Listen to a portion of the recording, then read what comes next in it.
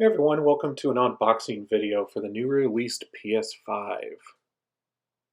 So this is the disc version. You can tell based on obviously the disc slot, and also the box for the digital will say digital somewhere in the upper corner. It's a little tough to see, but just look for the disc slot. So this is the box, pretty simple, obviously showing the console off, controller, and other items. So let's get to it. Let's open. Hopefully you're able to open the box a little easier than me. Clearly that is not a load-bearing handle that you can pull on at the bottom where the UPC and serial number is showing. But once you get the outer sleeve off, you'll be left with the inner box, the hard box. Just pull the tab open, and at the top you will find a few items coming with the PS5. Struggling to get this little box out, but it is removable. It's sitting on top of a couple of clamshell packaging with the console. So that is the power cord, the controller, which I'll unwrap here in a minute, some booklets, and oh, that is the stand with USB HDMI cord. So all the standard cords you'd expect to get with previous consoles, with the addition of a vertical or horizontal stand for the system, which is something new that Sony decided to put in here.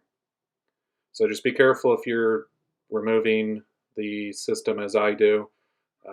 I was letting gravity do me a favor, just make sure that your console doesn't fall.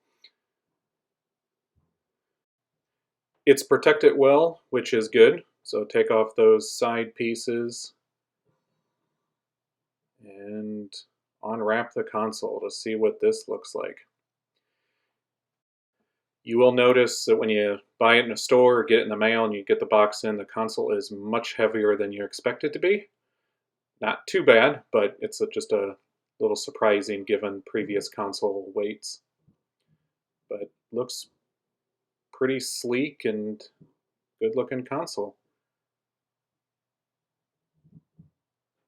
Now the other items, obviously the HDMI cord, there's the power cord. It is a standard power cord. The power brick is on the inside of the console, so there's nothing separate. Then here's the stand that the console can sit on so it doesn't fall over. You can also do it horizontally, but I will say that the console feels pretty sturdy sitting alone. Not sure the value of the stand, but might as well use it because they give it to you. And then here's the controller. Let's take a closer look at the controller.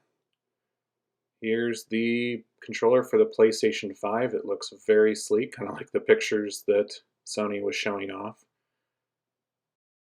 Pretty familiar looking controller, the way the design is, ever since the DualShocks were released on PS1, but obviously updated, more modern.